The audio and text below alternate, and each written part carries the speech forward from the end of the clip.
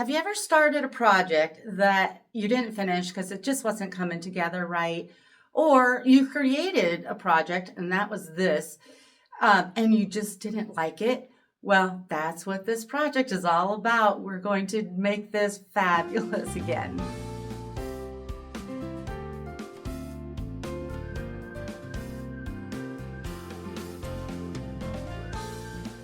Thank you so much for joining me. If you haven't been here before, my name is Tracy, and this is a DIY upcycling channel. Okay, so this was a shirt that I made and I didn't like. It had big ruffles right here, and it had big ruffles at the bottom. The ruffles were just too thick and weird, and they were made out of kind of a cheap curtain, which I don't mind if it's right, but this one just was too stiff and looked too much like a curtain. The sleeves were long and I had a big blob at the bottom of the sleeve as well. So I didn't like it. So I cut all those ruffles off and I trimmed this. There's just a teeny bit left on here. And then I cut the sleeves off because I was going to do something else with it. And I just hung it. So there's a tip for you. Save your stuff. Just because it's not coming to you right now. I am so glad that this turned out the way it did, because the idea I have in my head, what I want to do is create an artistic, boho, out of this world romantic top. I just want to give you the basics of this top now so that you know. This is cut into a high-low design, and I have a whole video on just how to do a high-low design. I'm going to link that down in my description. So from the neckline to the bottom is about 12 inches. From the back to the bottom is about 19 inches. The sleeve from the shoulder down is about 8.5 inches. And I'm going to cut off this pocket. We're going to be adding fabric and making these sleeves longer and the whole thing longer.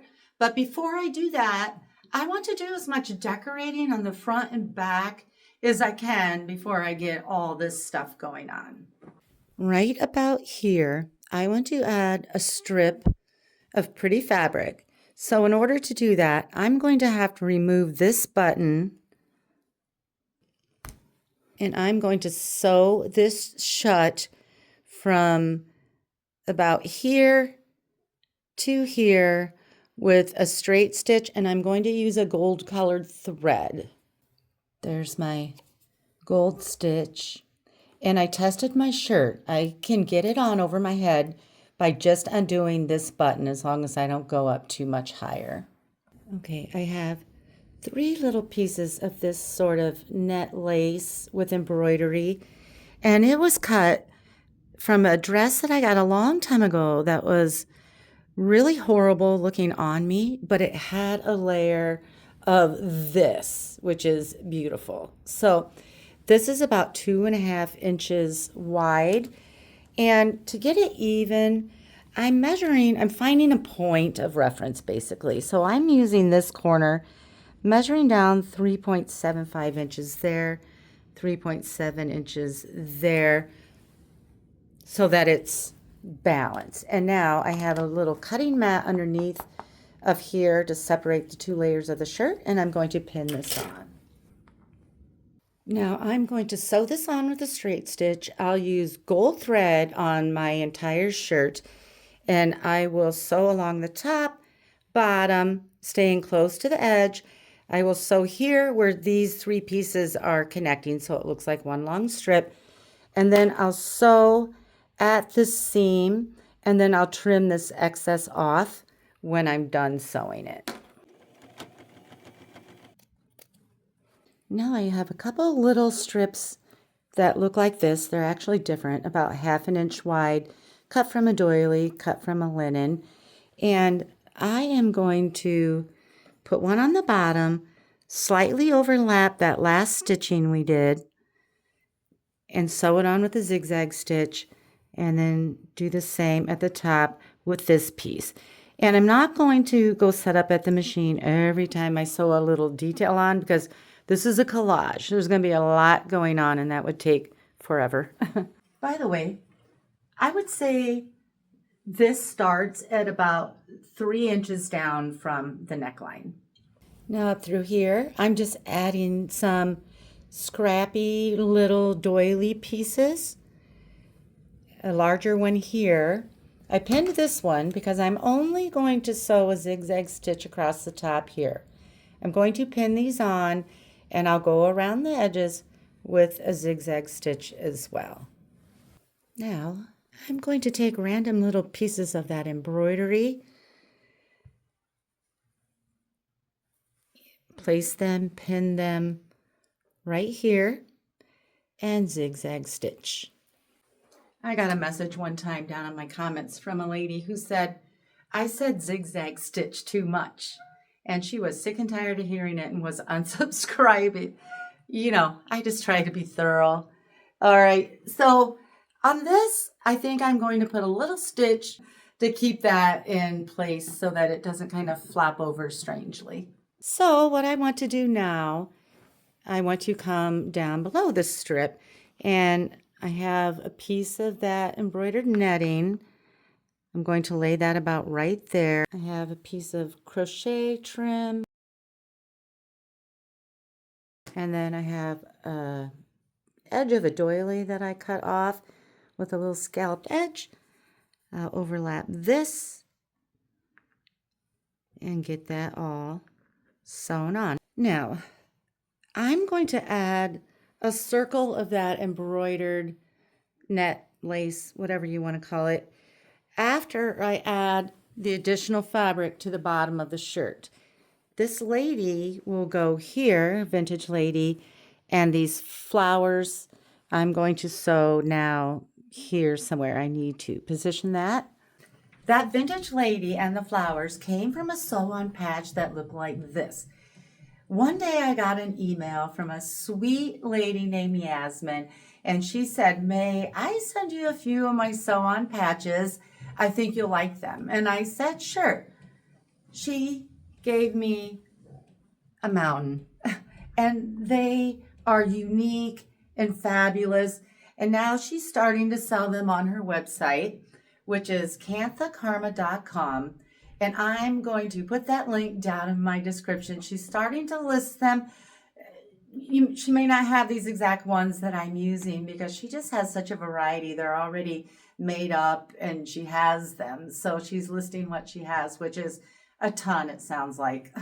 So I'm going to pin and sew these flowers right now. And these other pieces will wait, like I said, until I have the rest of my fabric on the shirt. Now I'm going to work on the back a little bit. I had one piece of needlework that looked like this, and I cut it down the center because I want to save these buttons. I think they're really cute. So I'm going to line these up next to the buttons. And now I have kind of a strange little gap up there.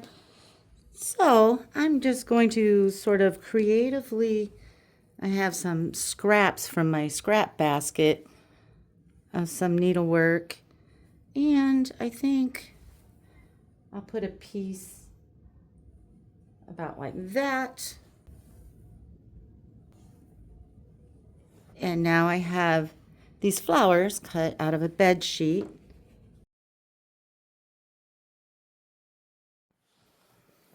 And I have a couple pieces of trim that look like this. I'm going to sew them right next to those buttons as well. If you prick your finger with a pin and get blood on your shirt, take a little piece of lace or fabric, cover it up, sew that on.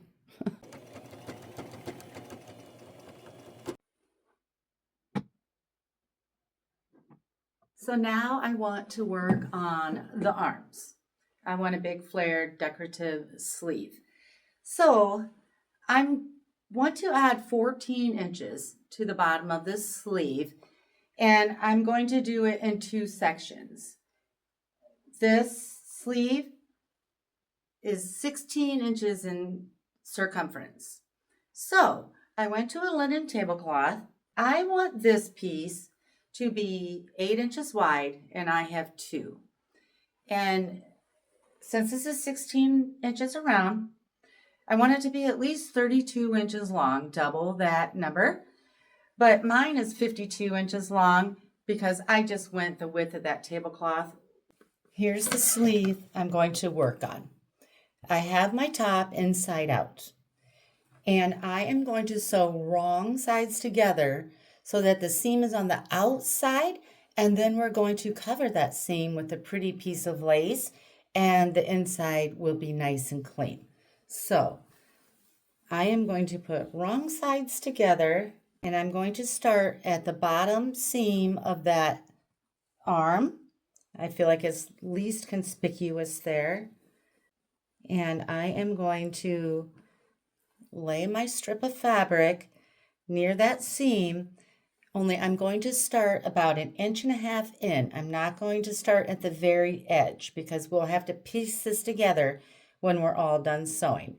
So I'll line it up with the edge of the sleeve, start about here, go forward, back, and then as I go around, I'm going to sew and make generous pleats, maybe about 1/2 inch overlapping on itself.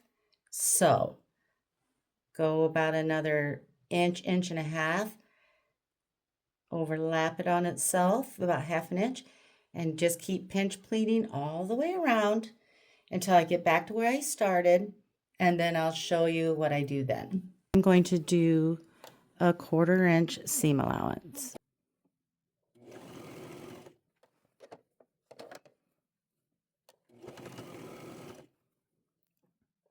Here's where I started. And I'm almost all the way around, getting close to where I started.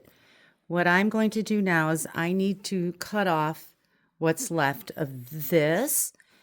So this is where I started, and this is where it would connect straight. But I want to make another pleat, so I'm going to come out 2 inches and cut this off. Now, I'm going to backstitch and pull this out of the machine because I have to sew these together. It'd be easy if I could sew this together right as I took it out of the machine, but that would put my seam on the opposite side. I actually want my seam on the inside. So I'm going to have to turn these around and put right sides together and sew this shut with a 1/4 inch seam allowance, and then I'll trim it with my pinking shears.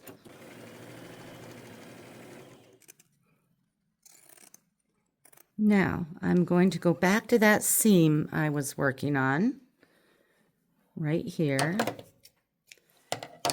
and I still have an open gap, and that's where I stopped. I'm going to slide this back in where I stopped, go forward, back again, and then I'm going to close up that gap, making a couple more little pleats. Now I've got my shirt right side out, and where we made that seam, I'm pressing it this direction because I want to make sure my raw edge goes up towards the shirt because I'm going to be sewing something there. I want it tidy. On this arm, and this arm only, I waited till this part was done because I want to see this piece of lace. It's just sort of a rectangle, more towards the front where it can be seen easily when you're wearing it. I'm going to sew that right there. I have some trim that looks like this. It was cut off of something. And I'm going to sew that around this raw seam. I'm going to take the bottom scallop part first. I'll start underneath of the arm, and I'll barely overlap that stitching that we did first. and I'll go around this with a zigzag stitch. And when I get all the way back around to where I started, I will generously snip this so that, let me show you on this end, so that I can fold that end over nicely. And I'll overlap this piece, you know, 1/2 an inch, 3/4 of an inch, so that we have a nice clean finish there. Once I get that done, I'll go back around and sew the top part.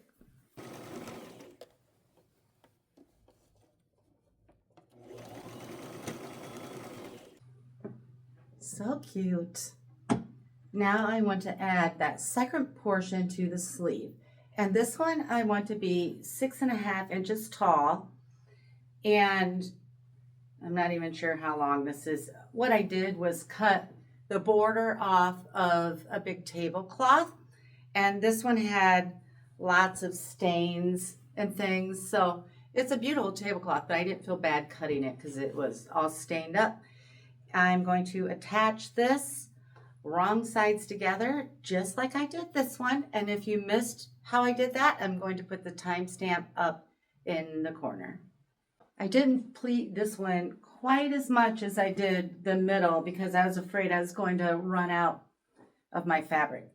So now I'm going to go press this, pressing the seam up like we did here, and then I'm going to put a couple rows of lace on it.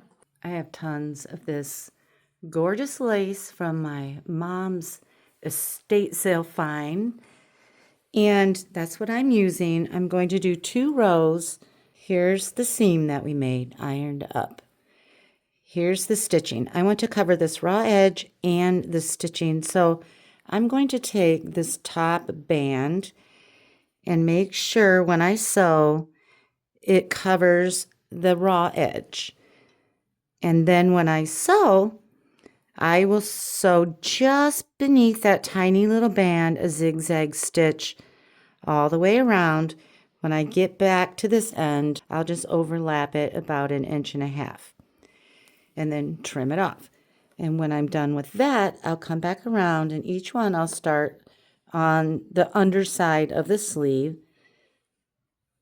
And I am going to sew it, and I'm just going to eyeball this, trying to stay about 3/4 of an inch. I made a decision. I think the lace is too poofy, but I love the idea of a lace detail.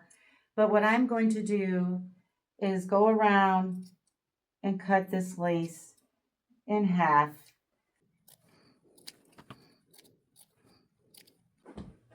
I'm happier with that much. Okay, last thing I want to do to the sleeve is sew a little something right here. I have this pretty little embroidered piece. I'm going to pin it on and get it sewn. Now I want to add another layer to the bottom, and I wanted to make sure it was really light and wispy. So I used hankies and I pieced them together, and that's what I have here.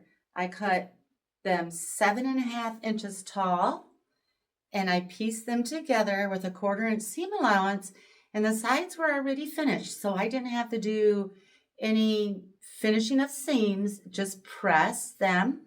And this circumference is 50 inches around now, and this is 108 inches, so I should have plenty because I don't want massive pleating.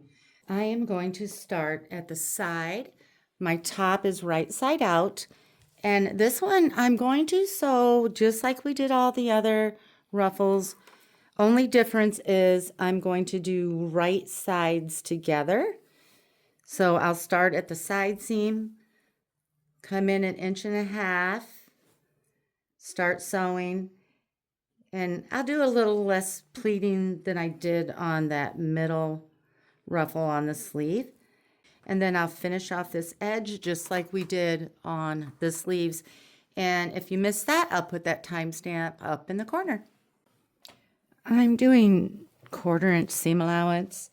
If you want to be able to trim this with your pinking shears, you'll want to do a 1/2 inch seam allowance. I kind of spaced that off when I started. Now my top is inside out, and this is the seam we just made. I'm going to press that down towards the bottom. I have this right side out again. And this is what's going to help your ruffle from poofing out strangely. We're going to do a top stitch. And that seam we just pressed on the right side, I'm going to come down about 1/8 of an inch, making sure to catch that seam underneath.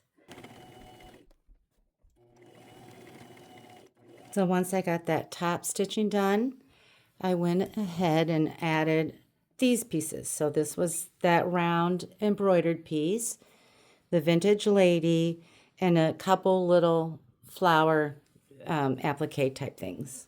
So I will be dyeing this. And after I dye it, there are a few more things that I'm going to add because I don't want them dyed. But for now, the last thing I want to sew is a little bit of lace at the bottom of the shirt. My shirt is inside out and I'm at the bottom. I have several long pieces of lace cut from large doilies or table runners, and they're about 2.5 inches tall.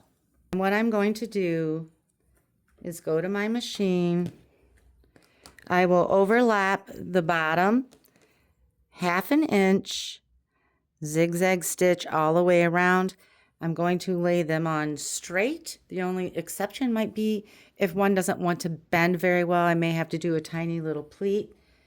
And when I finish one, I'll overlap the next one about 1.5 inches and continue sewing. Time to go dye it. What I want to do is I have the skirt, and it is a tutorial, but in the tutorial, it's blue, and this is more of a blue-green. And this was sort of a mistake that I made, but it's still pretty, so I don't like calling it a mistake. I had a oopsie moment, and I'll share that at the end of the video for anybody who wants to stick around. It might help you out because I learned a lesson. Anyway, what I want are these flowers. I want to try to dye this in that color family. I don't want this as dark as the flowers, but I want it in that family. So I'm going to be mixing some colors and seeing what we can do. To make that color, what I'm going to try, I'm using Rit Dye for synthetic fabrics. I'm going to try mixing super pink with a little bit of brown. Now I'll just be adding tiny drips at a time. I may possibly need to add a drip of purple, but I'll have to play with it and see. So I'm trying an experiment. I've never done this. So I have a soup pot, a big soup pot, but I only filled it like 1/3 of the way. Typically when you dye something, you want it very full so that your clothes can move around freely and you stir it a lot. That way you avoid getting blotches and things like that. I want blotches. I want mine to be kind of mottled looking and almost a little tie-dye-ish. So I'm using very little water, and I'm only going to stir it enough so that everything gets saturated with color. So with Rit Dye for synthetics, you bring your water to almost a boil, about 200 degrees, and then you put a couple pumps of Dawn dish soap in there, or any sort of dish soap, and stir it around. Now, these have to be shaken well, and, you know, I'm going to be experimenting, and I have to focus and look at my flowers and compare. I will test with paper towels to see if the color's right. So I'm going to sort of do this off camera, but I'll let you know sort of what percentages of what made the color that I created. So here's the color of my flower. And here's the color that I mixed up. What I used was a good splash. Okay, these are not technical numbers. A good splash of the super pink, a few drips of the chocolate brown, and one drip of the purple, royal purple. All right, now I'm going to get my shirt wet and put it in here. You know what? Since I'm trying this experiment and I don't want things perfectly blended, I'm going to put my shirt in dry. And I'll just stir a little bit to make sure everything has color. But I'm not going to go crazy and constantly stir like I normally would. I'll leave this in here for 30 minutes. And when my 30 minutes is up, I'm going to put it in my dryer or in my washer on a rinse and spin, and then put it in my dryer. Out of the dryer. Very beautiful. And now what I want to do, I took a piece of lace and I dyed it with a little bit of emerald green Rit dye to tie it into my skirt. I pinned it on right here all the way down to the bottom of this fabric ruffle, not the lace. And now I'm going to go sew it on. So then on the back, I did the same thing, only off to this side. I sewed a little partial doily here, just sewed it across the top. And now what I want to do is add a little flower and a little piece of tulle just right here in her hair. So I'll pin that on and just sew around the flower, and that will get the tulle down as well. All I did for the tulle is I took a piece and I just pinched a little bit and cut it off like that. Now I have a little flower cut from a fabric purse and another piece of tulle, and I think I'm going to sew that about right there. I'm going to take it to my machine and attempt to find a center and just sort of zigzag stitch that on in one little spot. Not loving this doily. I wouldn't mind a little bit of the greenish blue there, but not a big glob like this. So I'm going to trim that up. All done. How fun is that? The story behind this skirt, I have a video that I go into detail about it. What I did was actually try to make it look vintage and give it a tea stain look, and I do that with tea and Rit dye, combinations of different colors. Well, I should have just dyed it with tea. I just wanted to age it a little bit. But what happened, well, this was blue, Kentucky sky, a really pretty blue. And I tried to age it, there goes Tigger, he's meowing, it distracted me, with brown and yellow. So the yellow mixed with the blue color of the original skirt turned it green. So lesson learned. All right, I'll bring this in a little closer so you can see more of the fabulous details, and I thank you so much for watching.